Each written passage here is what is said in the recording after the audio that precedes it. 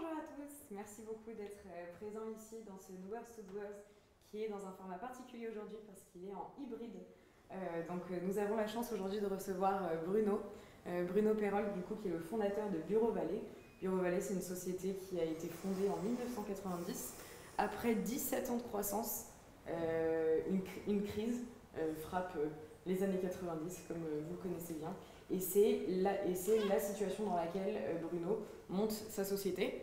Et nous qui sommes entrepreneurs et qui connaissons un petit peu les moments, on a eu le Covid, et puis pour ceux qui ont eu un petit peu échappé à la crise Covid, parce qu'ils se sont lancés juste après, on a beaucoup de... La crise du Covid a aussi suscité beaucoup de vocations d'entrepreneurs. Et là, du coup, on est un petit peu sur une crise de confiance des marchés où d'un coup, on était un petit peu dans un âge d'or du financement des startups qui là est un petit peu en train de ralentir, et ça a créé de l'inquiétude.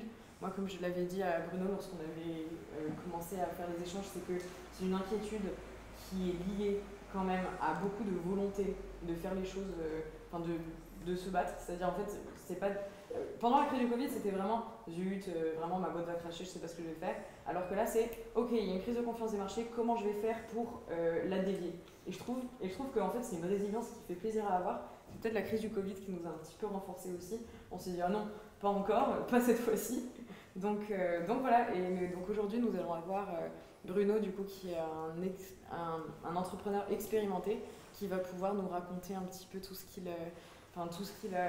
a à dire sur ce sujet-là. Doers to Doers, vous connaissez le format pour la plupart d'entre vous.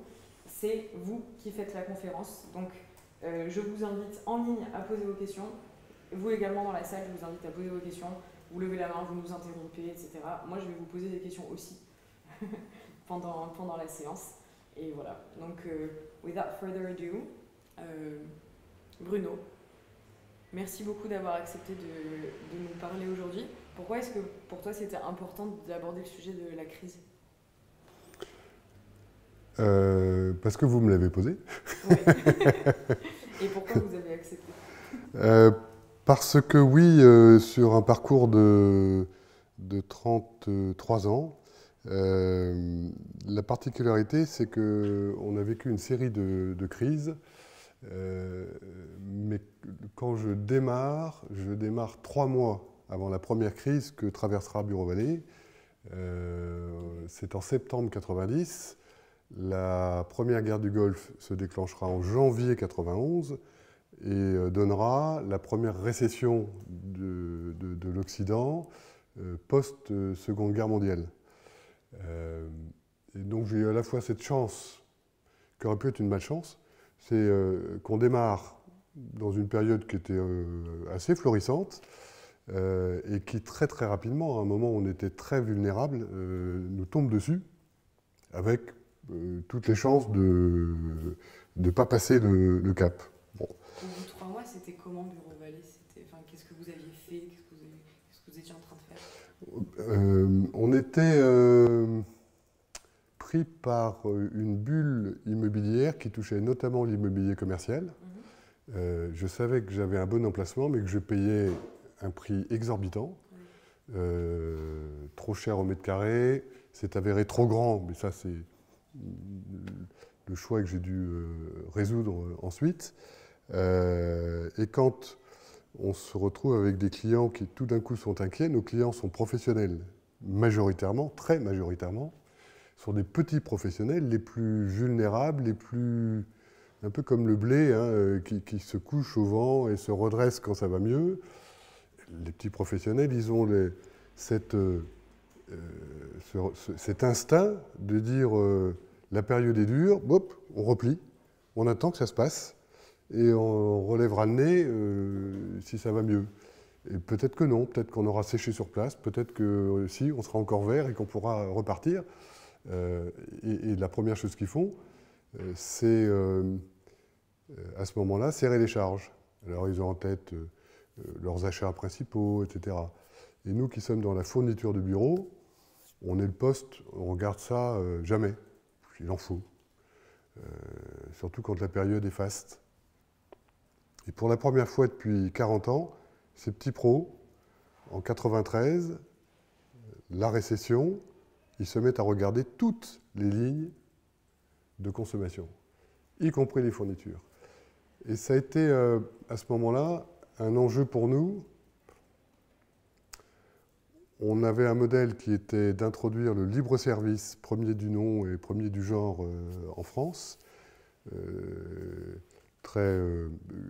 Idée captée aux États-Unis, Office Depot, Staples le faisait.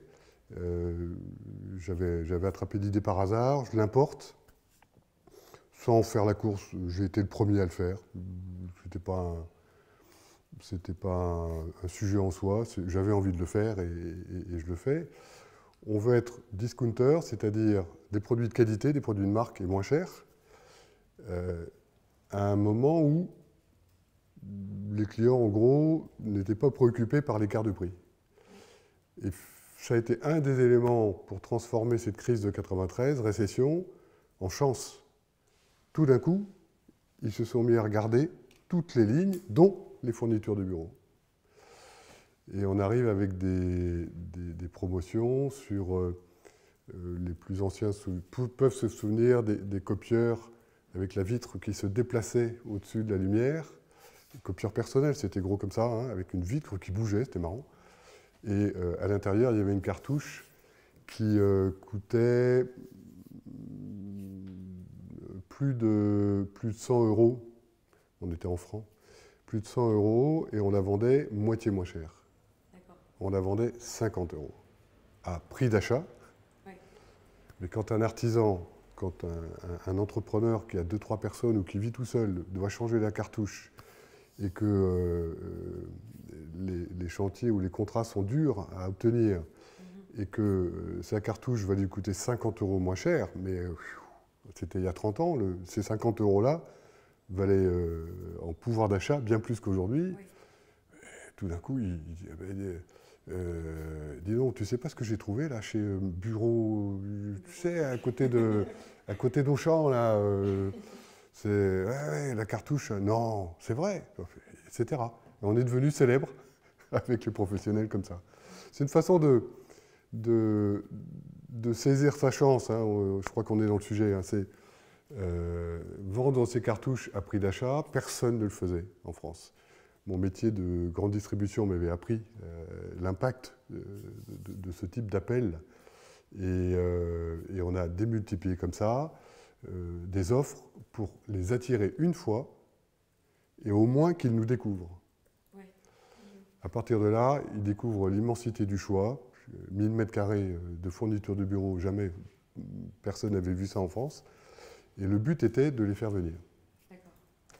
Donc en fait, tu as pris un de leurs pain points, c'est comme ça qu'on parle dans les startups. Donc tu as pris en fait vraiment de leurs points qui allait vraiment les toucher sur un truc que tu sais que de toute façon tu vas pas pouvoir le faire longtemps, mais juste pour leur faire découvrir le reste de ton service. Ouais, absolument. Okay. Et pour toi, c'est ça qui a vraiment fait l'expansion.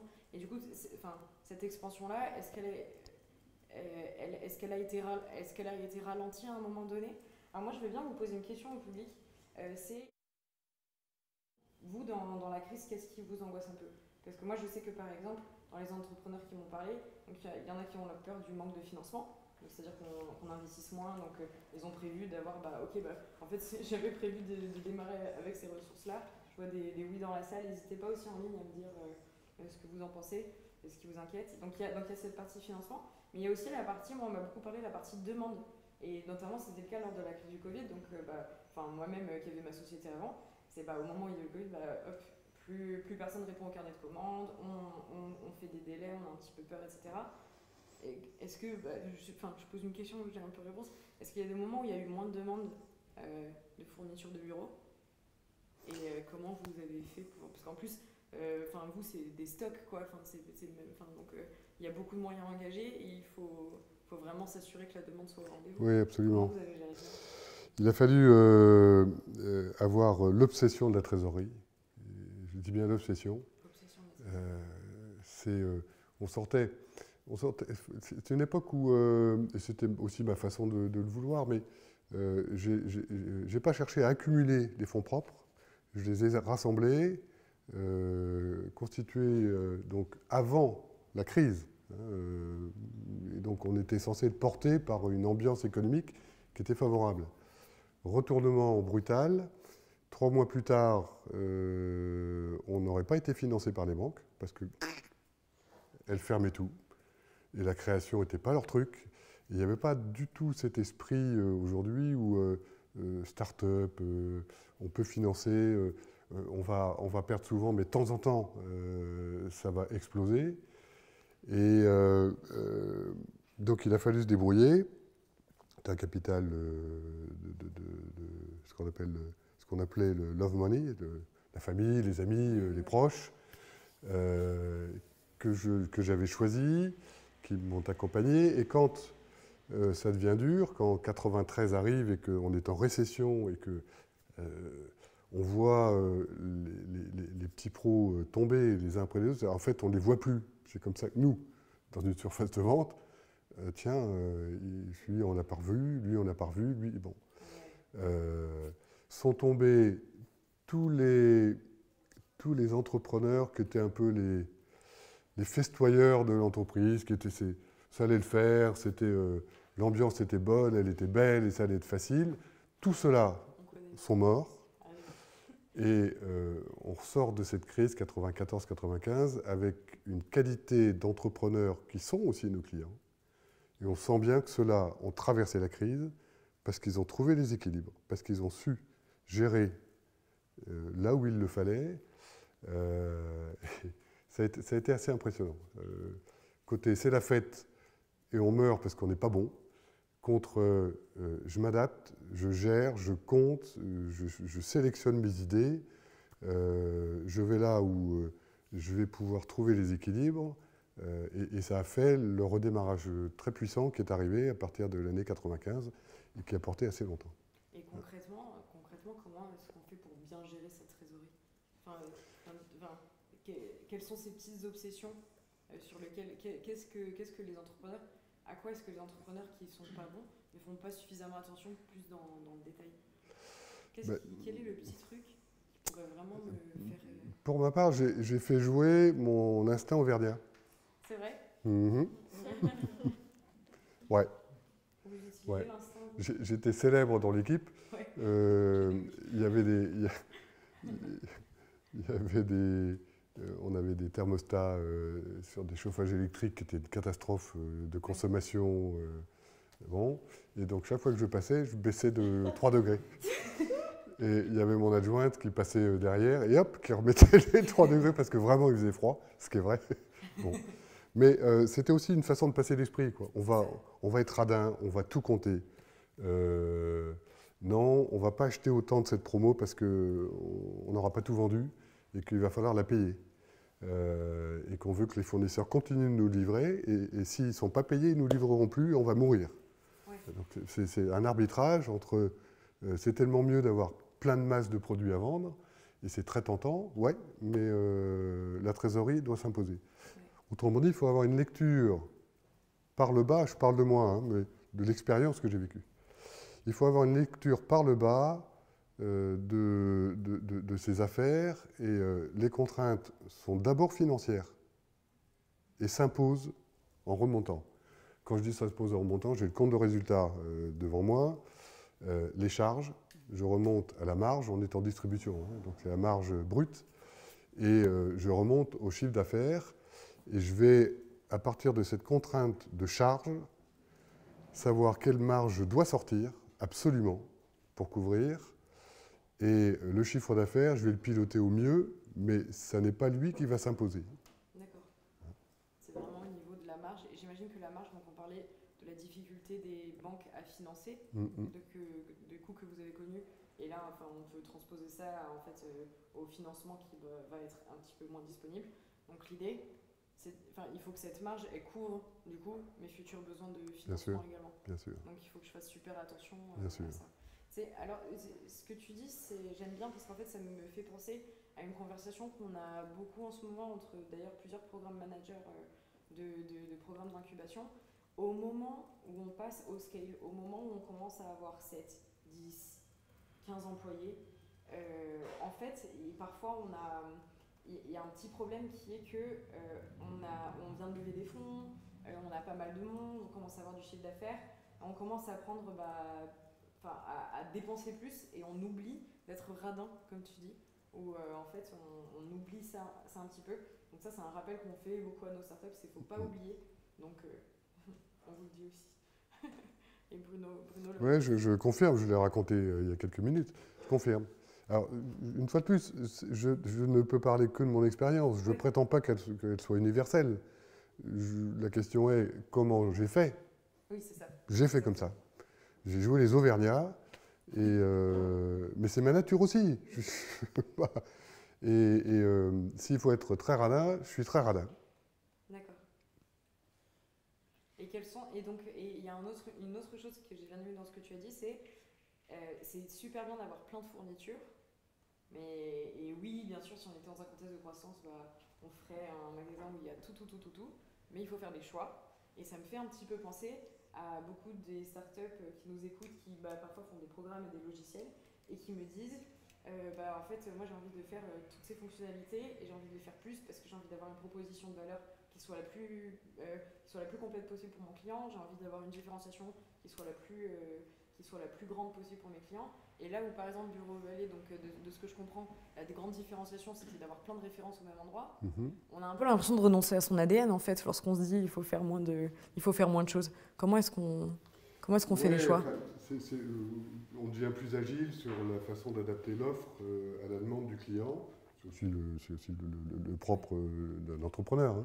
Oui, il faut d'abord demander aux clients, quels sont leurs besoins, etc. Oui, c'est une pratique qui commence à être... Bien sûr. Donc on ouvre grand les oreilles, on crée un contact, on crée une relation avec le client, on cherche à inventer ce qui peut l'aider et le servir, mais rien que de très classique. Développer une entreprise, on a tous les mêmes sujets, les mêmes façons de réagir. Avec cette particularité, c'est serrer la ceinture pour dépenser le moins possible, de façon à avoir des marges qui couvrent, mais des marges néanmoins faibles, plus faibles que les concurrents, grâce à quoi on a des prix de vente qui sont inférieurs à la concurrence. Dans un métier qui invente le cash and carry de la fourniture du bureau et qui dit au client, on ne va pas t'ouvrir de compte, on ne va pas te faire de crédit en caisse, mais tu vas acheter entre 20 et 40% moins cher tes produits chez nous. Et là, l'effet de crise joue comme un levier très puissant et positif. Ceux-là me font gagner de l'argent. En tout cas, ils me font diminuer mes charges. Ils me rendent service. En plus, ils ont tout et ils sont sympas. Je dis ça après coup. Avant, il a fallu inventer, adapter, trouver. Et si je peux en parler comme ça, c'est parce que nos clients nous ont restitué ça. Et 30 ans plus tard, c'est encore comme ça que ça marche. Ouais. Hein? Et donc en fait, oui, vas-y, je t'en prie. J'aimerais revenir sur le mot je m'adapte ou adapter par rapport à la crise. Mais ce que j'entends là, c'est que la crise a été une opportunité pour vous, parce que pour Bureau Vallée, parce que crise égale réduction de coûts, effectivement, optimisation, etc. Et vous avez une offre de discounter. Il y a un parfait. Absolument. Donc là, c'est trop fascinant. Mais est-ce que vous avez... Non, je provocateur, hein. Mais est-ce que vous avez eu effectivement à traverser une crise où vous avez dû vous réinventer, vous adapter par rapport à une demande en fait qui a totalement changé? Là, vous arrivez avec une offre qui est en parfaite adéquation avec la demande. Donc, il faut y aller, mais elle est là. Est-ce que vous avez eu en fait, une expérience où vraiment en fait, vous avez une offre qui n'est plus adaptée au contexte qui en fait du marché? Il y a une expérience qui a failli mal se terminer, qui n'a pas touché à l'offre, parce qu'effectivement, la chance, on dit qu'en chinois, il y a deux idéogrammes qui caractérisent la crise, c'est danger et chance. Et c'est exactement comme ça que j'ai vécu toutes les crises qu'on a passées, puisqu'on a passé plusieurs. On n'était pas les seuls. On a eu cette chance que tout le monde s'est mis pour la première fois à regarder toutes ses dépenses, notamment celles de fourniture du bureau, d'une part. Et d'autre part, la chance, ça se crée. Sur mes 1000 mètres, je découvre très vite, avant même d'ouvrir les portes au premier client, qu'on ne va jamais avoir assez de produits pour remplir les 1000 mètres. On ouvre sur 500 mètres. Je paye 500 mètres très cher, vide. Le loyer pèse très très lourd dans nos charges. Et au bout de 3 ans, les baux français sont de 3 ans, hein, on peut se désengager de son propriétaire à 2 ans et demi pour sortir au terme des 3 ans. J'ai une trésorerie qui n'en peut plus d'être ric-rac. C'est 93 et c'est... il faut que je bouge. Et je tente le coup de dire au propriétaire qui m'avait refusé une baisse de loyer, ok, je sors, j'arrête. Lui aussi était en crise. Il avait un concept de cuisine, ça s'appelait Spatial Cuisine, qui avait pris une mauvaise réputation. Enfin, bon, ça ne se passait pas bien et les gens n'avaient plus envie d'investir. Et en 8 jours, il accepte de baisser mon loyer d'un tiers. Ce qui était énorme, énorme. Pour moi, c'était la vie ou la mort. Grâce à quoi je vis. Mais s'il avait dit non, je maintiens le loyer, moi qui lui avais dit je me désengage et je pars, je ne savais pas du tout où aller, je ne savais pas quoi faire. J'aurais trouvé, mais où, à quel prix et pour quel coût de transfert. Bon. Donc j'ai gagné ce pari. Et cet événement-là m'a sauvé la vie. Je le sais. Autrement dit, c'est une façon de provoquer la chance. Je peux raconter une paire de fois, comme on dit dans le Nord, comment des arbitrages font que je vais plutôt là que là. Et si tout se passe bien, on gagne. Il y a une expérience beaucoup plus récente liée au Covid, très emblématique. On est début 2020, le premier confinement est annoncé. Tous les commerces vont fermer, sauf les commerces indispensables. On se souvient de ça. Hein. Alimentaire, pharmacie, tabac et quelques autres.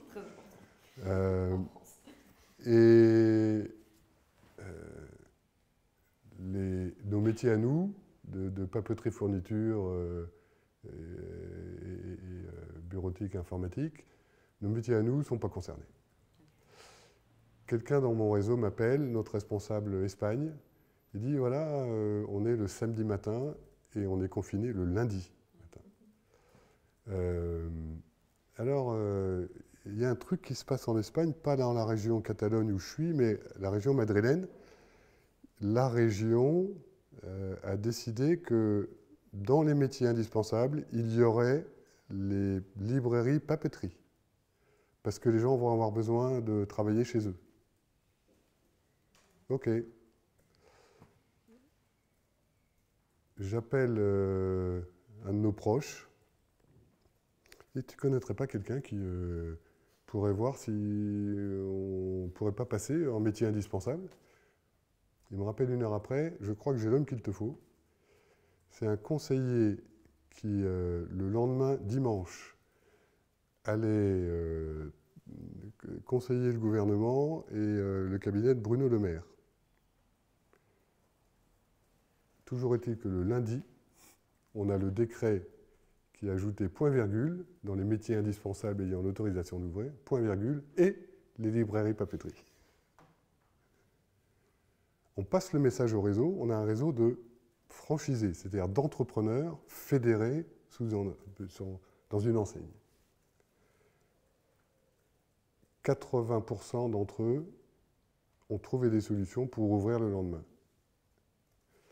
Ils ont mis un comptoir devant la grande surface pour ne pas faire rentrer les clients, parce qu'on ne savait pas du tout comment on allait faire, les masques. Souvenons-nous, hein, l'angoisse, la peur, la maladie, on ne va pas laisser circuler en libre-service des clients, on ne va jamais arriver à les séparer de au moins 2 mètres. Enfin, bon. Ils mettent un comptoir devant, et ils se mettent à servir les clients à l'ancienne. Alors voilà, je voudrais... oh, qu'est-ce que je suis content de vous trouver. Vous me sauvez la vie, on a entendu ça des milliers de fois. Vous me sauvez la vie. Parce que je suis chez moi, j'ai une imprimante, évidemment, j'ai plus de cartouches, il faut que j'imprime, il faut que je m'en serve. Je ne savais pas que vous existiez. Merci d'être là. Bon. Mais des milliers, des dizaines de milliers de fois, on a eu ça. Ce qui fait qu'au bout du compte, 1, on a pu ouvrir. 2, nos entrepreneurs se sont pris en main et ont ouvert leur magasin. Tout seuls, souvent. Ils ont mis en confinement leurs équipes et eux ont ouvert le magasin tout seuls. 1000 mètres, 500 mètres carrés, à courir toute la journée pour aller chercher la cartouche qui est au fond du magasin, parce qu'elle est le plus loin possible de l'entrée, parce que les clients viennent pour ça, etc. Distribution. Voilà. Et un deuxième est arrivé une semaine après, un deuxième de leurs équipes. Et puis ils se sont battus pour trouver les cartouches. Parce que tout le monde en voulait. Les grossistes n'en avaient plus.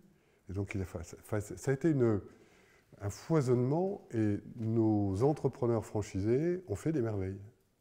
Ils ont trouvé 1001 solutions. Okay. Il y a quelque chose d'intéressant, je trouve, dans ce que tu dis, c'est que, en fait, quand on va à un événement qui s'appelle « Ne laisse pas la crise tuer ta startup », en fait, c'est parce qu'on s'inquiète. Je suppose, c'est à moi de vous confirmer ça, mais en fait, on s'inquiète pour sa propre startup. Et en fait, dans ce que tu dis, il ne faut pas oublier que dans la crise, en fait, vu que c'est une crise, c'est général. Et là, je reprends ta question, Fan, c'est là qu'en fait, tu te rends compte que tu vas devoir adapter ton offre à tes clients qui, eux aussi, sont en train de traverser la crise, en fait. Et c'est toute une question de à quel point tu es à l'écoute. On a entendu la peur, l'angoisse, etc., de leurs sentiments. Et à quel point, en fait, tu peux adapter ton offre, pas forcément dans le produit, mais dans le format de ce que tu proposes, pour que ça s'adapte aux contraintes de tes clients. Et en fait, c'est là que la personne qui s'occupait de ton espace immobilier t'a gardé. C'est comme ça que toi, tu as gardé plein de clients. Et en fait, il y a souvent une méthodologie, nous, qu'on essaye d'enseigner un maximum à l'incubateur HEC, c'est la méthodologie Jobs to be done, où en fait, il faut absolument que tu passes le plus de temps possible avec tes clients. Et c'est pour ça que j'ai trouvé ça intéressant quand tu as dit, là, les 3 propositions de valeur que je viens de vous dire, c'est pas moi, je me suis réveillée en 90 et je me suis dit, c'est ça qu'il faut faire. C'est les clients qui, après coup, ont dit, c'est cette valeur-là qu'on trouve, c'est cette valeur-là qu'on trouve, c'est cette valeur-là qu'on trouve. L'idée, c'est de toujours avoir la liste des priorités de son client en tête, de comprendre où est-ce que ta solution elle se situe dans cette liste de priorités et comment, et surtout en temps de crise, ta solution peut monter en fait dans la priorité des gens parce que accessibilité, parce que tu adresses ce pain point qui est vraiment celui de ton client, quoi. Comment est-ce que tu es à l'écoute de tes clients? Comment tu fais pour être à l'écoute de tes clients? En étant physiquement à côté d'eux. Oui, tout simplement. J'ai eu Ce qui est plus difficile quand on a un logiciel, par exemple. Quand on a des entrepreneurs qui ont des logiciels. C'est vrai, mais alors, je peux parler de mon métier de distributeur, j'ai un peu plus de mal à parler de métier que je ne connais pas. Néanmoins, il n'y a pas un métier qui ne permette pas un contact avec ses clients. Il y a 1001 façons d'avoir un contact. C'était un peu là où je voulais emmener le mien distributeur, c'est un contact physique, évidemment. J'ai eu un bureau qui faisait la moitié de cette surface pendant 10 ans au fond de ce premier magasin, qui était une cage en verre totalement transparente. Et donc je voyais les clients, et je passais mon temps à me lever, à aller les voir, à les comprendre, à faire parler les équipes. Enfin, la façon d'écouter le client peut passer par 1000 canaux. Mais oui, c'est indispensable. C'est absolument indispensable. C'est vital d'être au contact et d'écouter ses clients, bien sûr. Bien sûr. Okay. Et en fait, ce que j'aime bien, j'ai l'impression en fait, ta position de distributeur rendait ça plus facile d'être avec ses clients. Mais en fait, on peut un petit peu s'inspirer de ça et essayer d'avoir une approche vraiment de distributeur avec ses clients et se dire, hop, c'est comme si mes clients ils étaient dans mon magasin et il faut que j'aille les voir et que je passe 45 minutes avec eux pour comprendre ce qui les inquiète, ce qui les angoisse, ce qui fait qu'ils sont là. Alors, ça apprend aussi à arbitrer pour de temps en temps dire non. Non, ça je ne le ferai pas. Comment on fait? Parce que c'est difficile de dire non à ses clients, ça a surtout été, quand on n'en a pas beaucoup. Il y a eu un passage, je vais là encore raconter un de nos virages engageants. La pratique avec les professionnels, c'était quand ils allaient acheter des fournitures dans une papeterie, c'était qu'on rouvrait un compte et on faisait un relevé de facture à la fin du mois, on envoyait la facture et on était payé à 30 jours ou à 60 jours, etc. Le modèle que je voulais installer était un modèle cash and carry, tu viens, tu prends, c'est moins cher, et tu payes. Des centaines de clients pros ont dit ok, bon je viens, ouais j'ai vu, c'est pas mal, ouais, vous avez ce qu'il me faut, d'accord, mais vous allez m'ouvrir un compte, et puis je vais vous payer à 60 jours. Ah non, on ne va pas vous ouvrir de compte et on ne va pas vous faire crédit. Ben, tout le monde fait ça. Oui, mais nous on est moins cher. Non mais tout le monde dit qu'il est le moins cher. Monsieur, regardez, on a un panneau là, sur lequel est marqué « On s'engage à vous rembourser 2 fois la différence si vous trouvez moins cher ». Et quand il entend qu'on est droit dans ses bottes à ce moment-là, il commence à douter. Un de temps en temps va vérifier, il ne sort pas content, il fait semblant de faire pression pour. Et dommage monsieur, mais non, on n'ouvrira pas de compte. On a tenu la ligne, on est resté les moins chers. Et on a gagné les uns après les autres, tous ces clients. Tous. Donc il faut écouter ses clients et il ne faut pas écouter ses clients. Et il faut savoir arbitrer, mais pas tout le temps. Oui, pas pas le beurre et l'argent du beurre. Okay. Si je suis moins cher que tout le monde, je ne peux pas en même temps t'amener les services de ceux qui sont plus chers que moi et qui, avec une marge plus importante, peuvent t'offrir le service que tu demandes là. Moi, je ne peux pas et j'ai choisi de ne pas le faire. Ok. C'est intéressant. Comment est-ce que ça t'est venu de choisir justement cet axe et de dire, bon, c'est vraiment ce sur quoi je ne dois pas transiger? Sur le point des... Parce que c'était ta différenciation parce que... Non, j'ai fait un test à un moment. Et parce que 93, parce que c'était dur pour eux, parce que quand même, bon, et que c'était dur pour nous. Le chiffre en 3e année n'a progressé que de 7%, ce qui dans notre métier est totalement anormal. C'était à peu près la moitié de la croissance souhaitée, et voire le tiers. Donc bon, on se met à chercher des parts de marché et aller. Et donc on teste d'ouvrir un certain nombre de comptes clients. Le formulaire, ça je passe, bon. Et quand je me suis vu aller avec les factures non payées, taper à la porte du client, qui me dit ouais, on va vous payer, oui, vous inquiétez pas. Et je recevais entre jamais ou beaucoup trop tard le chèque, et donc je leur faisais crédit à la place de leur banque qui ne voulait plus les financer. Donc voilà, j'ai arrêté et j'ai décidé d'être totalement droit dans mes bottes et de dire aux clients, voilà, 2 fois moins cher, garantie, pas 2 fois moins cher, 2 fois la différence. Oui. Garantie si on est plus cher. Mais grâce à quoi, monsieur ou madame, je vais rester le moins cher de toute la région. Un choix. Okay. Est-ce que vous avez d'autres questions oui. Je vais reposer la question au micro. Est-ce qu'il y a eu des crises de croissance?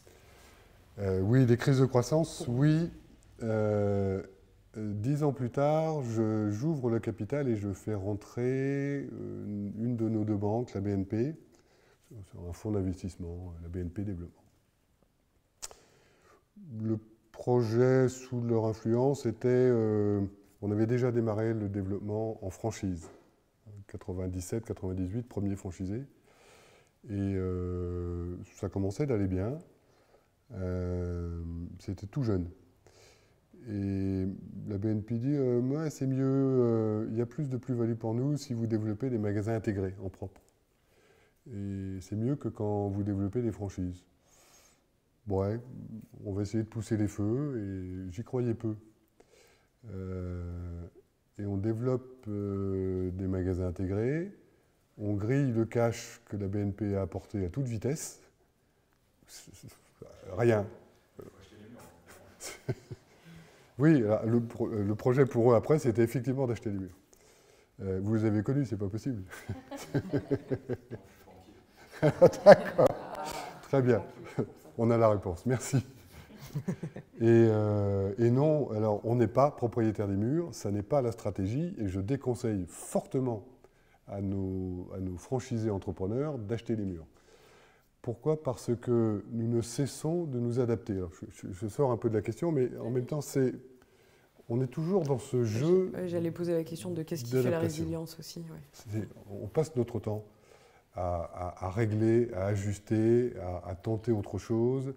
Et par exemple, heureusement, nous ne sommes que très rarement propriétaires des murs. Le nous étant le réseau. Ce sont nos entrepreneurs qui parfois choisissent ça. Ça n'est pas une bonne idée. Pourquoi? Parce que dans certains cas, ils vont avoir un chiffre qui va pousser les murs et vont avoir besoin de s'agrandir. Et la souplesse impose dans ce cas-là de ne pas être propriétaire des murs, parce qu'on reste collé à son cube, et de pouvoir résilier un bail et aller ailleurs. Mais le contraire est vrai aussi, il est parfois plus utile de resserrer, on a une meilleure profitabilité au mètre carré, et on va se rapprocher, on va rechoisir un emplacement dans des zones qui sont mutantes, hein, qui sont évolutives. Les zones commerciales bougent, changent, les centres de gravité se modifient. Il y a une grosse enseigne qui a pu bouger et qui fait que il faut peut-être changer de côté dans la ville. Et la souplesse, c'est d'être locataire. Alors oui, au bout d'un moment, on enrichit le propriétaire. Ben oui, mais on a été souple et on s'est servi de cette souplesse pour s'améliorer. J'ai deux questions dans la salle. J'ai une question en ligne. Je vais poser la question en ligne et je vais vous laisser la parole. Comment avez-vous réussi à fidéliser malgré la crise? Est-ce que c'est uniquement la proposition de valeur ou est-ce que... Oh non, c'est un ensemble. Un métier de distribution, c'est un métier de commerçant. C'est un métier de contact. A fortiori avec les professionnels qui reviennent régulièrement, qui ont le sens du réseau local, hein, des échanges, des partenariats entre entrepreneurs de tout métier. Et donc on devient un des membres de leur réseau de relations professionnelles. Et donc il faut créer cette relation. C'est un plaisir en plus. Un métier de commerçant, c'est un métier d'échange, pas simplement de marchandises. C'est un métier de partage, de comment ça va pour toi, on échange les nouvelles, voilà. Et donc le fait qu'on se soit développé en franchise, ça a été un choix. Je vais quand même raconter dans quelles circonstances. On est en 97. Je viens d'ouvrir un 3e magasin qui s'avère être un four commercial. En tout cas, pas à la hauteur de pas à la hauteur de mes attentes. Le premier magasin était un peu plus petit que le deuxième. Le deuxième est plus petit que le troisième. J'agrandis. Et 97 n'était pas une année facile au plan économique. Et donc ce magasin me mange une fois encore toute la trésorerie. Bon. Je commence à sentir que 3 équipes de magasins, c'est pas beaucoup, c'est 25 personnes, un peu dispersées géographiquement, que j'arrive plus à avoir cette relation, ce contact et avec l'équipe et avec les clients professionnels dont je viens de parler. Je le dis ouvertement aujourd'hui, à l'époque c'était, je sais pas, bon. Et je décide de basculer le peu de trésorerie qui me reste dans une formation à la franchise. Comment ouvrir un réseau franchisé. Je trouve un excellent formateur qui me met sur des rails pour ouvrir en franchise. Et ça fera que je verrai notre métier se transformer. Au lieu d'avoir des salariés qui font ce qu'il faut faire jusqu'à un certain point, je vais avoir des entrepreneurs qui ne s'arrêtent jamais et qui montent leur projet professionnel. Et nous, on les accompagne. Ils investissent, ils créent leur clientèle. Ils ont la relation, ils ont la gestion, ils trouvent 1000 solutions pour faire mieux que s'ils étaient salariés. Et à partir de là, réussissent si le concept est convenable, ce qu'on a appris à faire pendant une petite dizaine d'années. Et notre succès d'aujourd'hui continue d'être basé à 90% sur une relation d'entrepreneur à entrepreneur, nous, franchiseurs, eux, franchisés.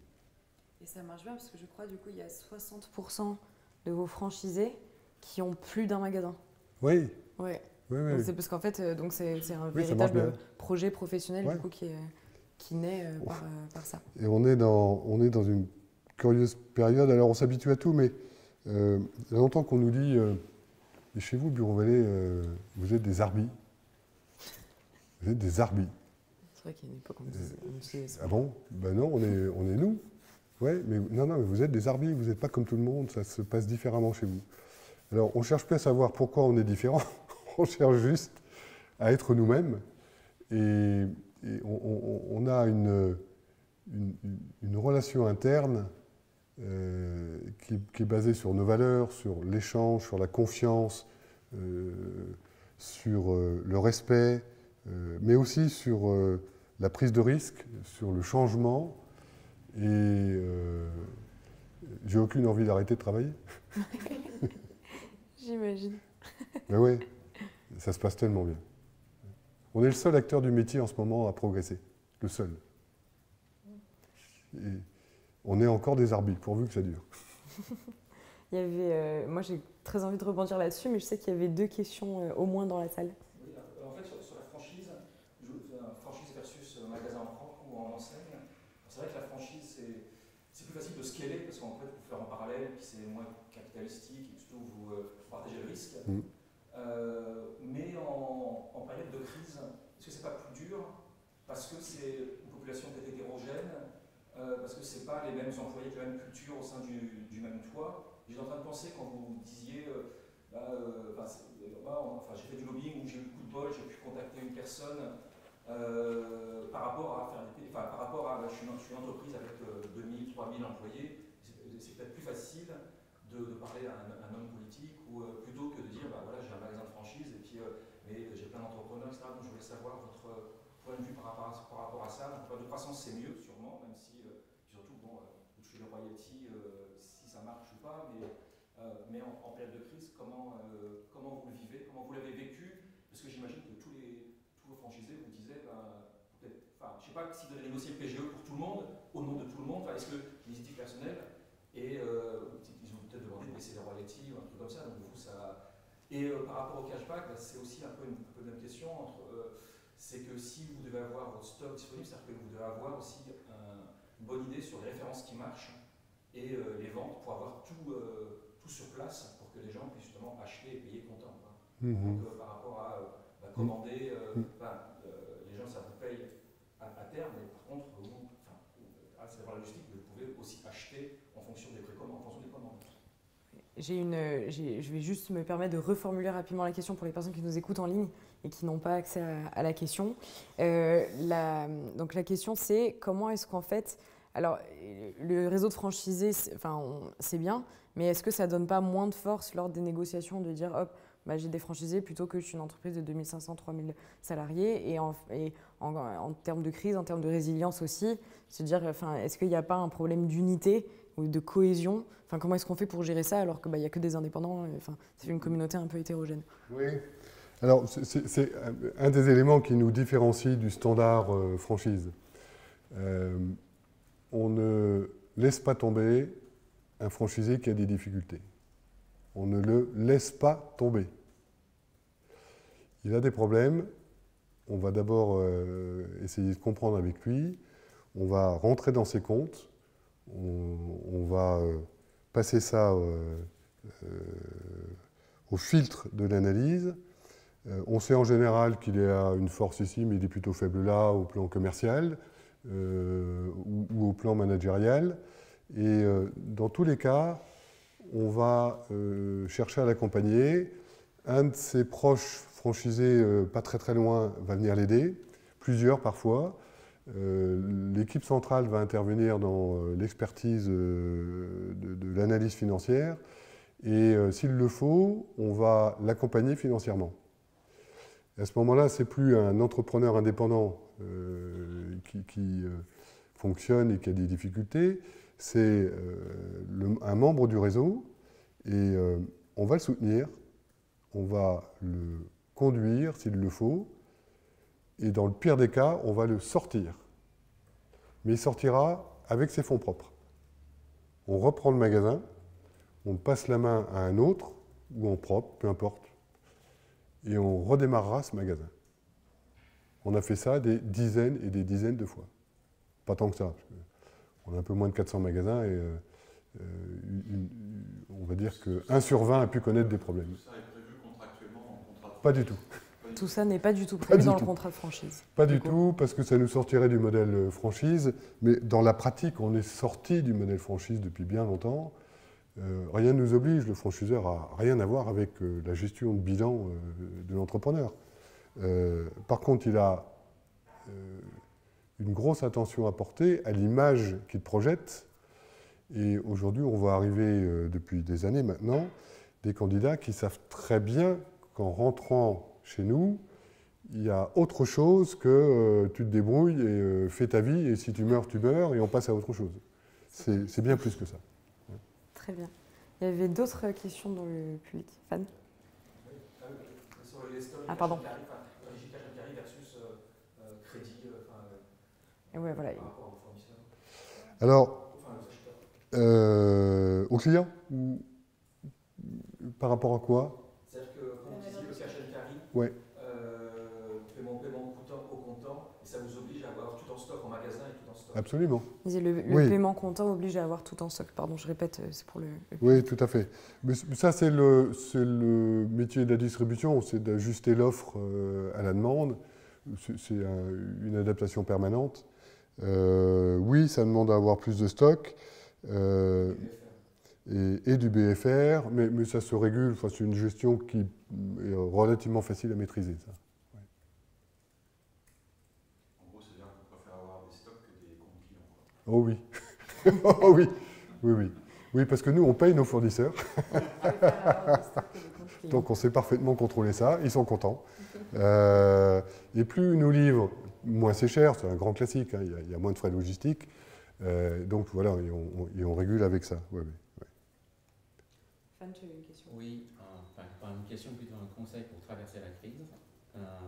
Tu as dit tout à l'heure que tu pilotais par la marge et non par le chiffre d'affaires. Ouais. Piloter par la marge, c'est-à-dire survivant. Oui. C'est très bien, mais nous, le problème, c'est que start-up, nous, on est piloté par le mot acquisition. Acquisition, c'est pas un marché, c'est croissance. Oui. Et si on ne fait pas ça, on n'existe pas, enfin, on n'existe plus. Bon. Donc aujourd'hui, si tu avais une start-up comme nous, qu'est-ce que tu aurais fait? Non, je voulais dire, la question est... comment est-ce qu'on fait? Alors, on a entendu qu'il fallait piloter par la marge. Comment est-ce qu'on fait lorsqu'en fait, en start-up, on entend acquisition, croissance, croissance, croissance, au défaut de la marge? Quand on est une start-up, on ne fait pas de marge au début. Donc, comment on fait pour piloter par la marge quand on est à perte? Je ne vois pas d'autres réponses qui m'apparaissent que pratiquer ce qui se pratique aujourd'hui à foison, c'est un surfinancement de départ pour passer la phase de démarrage. Je répète, moi je finance 3 mois avant la crise. Donc je sous-finance, mais c'était aussi mon choix. Et ça m'a appris à trouver des solutions dont je n'imaginais pas que j'aurais à les inventer auparavant. J'aurais pu citer telle ou telle solution, si quand même. Dans mon cas de distributeur, on évoquait la question il y a un instant, indirectement, on ne faisait pas de crédit client, mais on obtenait du crédit fournisseur. Et j'ai eu la chance d'avoir un partenaire grossiste qui a accepté qu'on paye non seulement à 30 jours, puis à 60 jours, puis à 90 jours fin de mois. Ce qui est aujourd'hui interdit. Ça a été ramené à 60 jours net, obligatoire. Et en distribution, c'est très important. Le crédit fournisseur, en fait, amène du financement de BFR. Et la distribution fonctionnait comme ça à l'époque depuis 30 ans. C'est une façon d'amener du financement. Il faut amener du financement pour avoir le temps d'apprendre ou de passer la crise, ou les deux. crois que c'est la question. Je ne vois pas autre chose. Merci pour cette réponse. Merci beaucoup pour vos questions. Nous arrivons au terme de cette session Doers to Doers. Merci beaucoup aussi à toutes les personnes qui nous ont regardés en ligne, qui ont posé leurs questions, qui ont interagi dans le chat. Nous allons maintenant pouvoir procéder à la deuxième partie, donc qui ne sera pas filmée, qui est un workshop en fait. Donc on fait ça souvent, on va faire ça de plus en plus en tout cas. C'est dans les Doers to Doers hybrides, c'est-à-dire qu'à l'issue de la présentation en ligne, il y a un moment d'échange entre les participants. Le prochain, je vous parle juste avant de vous quitter, du prochain Doers to Doers qui sera mardi, même horaire, donc 9h30 en présentiel à Querc Madeleine. Ils ont un super rooftop, donc je vous conseille vraiment de venir pour le rooftop et pas pour les fabuleux invités que sont tout de même Ludovic, le fondateur d'Attractive World et Shaper, Irina, une avocate avec qui on travaille beaucoup chez l'Excellence, et le fondateur d'Accéléo Capital, Mathieu. Donc toutes ces personnes-là vont pouvoir nous parler du pacte d'associés. Donc que vous ayez rédigé votre pacte d'associés, que vous soyez en train de le rédiger, et surtout, si vous n'avez pas encore rédigé votre pacte d'associés, venez, on va vous partager tous les insiders, tout ce qu'il faut savoir, comme là vous avez pu être témoin. Donc inscrivez-vous, il y a encore quelques places en présentiel, mais de toute façon, vous pouvez aussi le voir en ligne. Merci à vous, merci au public qui était en vrai pour ces questions, et j'ai hâte qu'on puisse poursuivre les échanges. Et surtout, merci Bruno de ta disponibilité et de tous tes enseignements qui sont un plaisir à avoir. Et merci beaucoup à Paul et à l'équipe HEC Records qui ont permis de rendre tout ça disponible. Voilà, donc je vous dis à bientôt et passez une très très belle journée.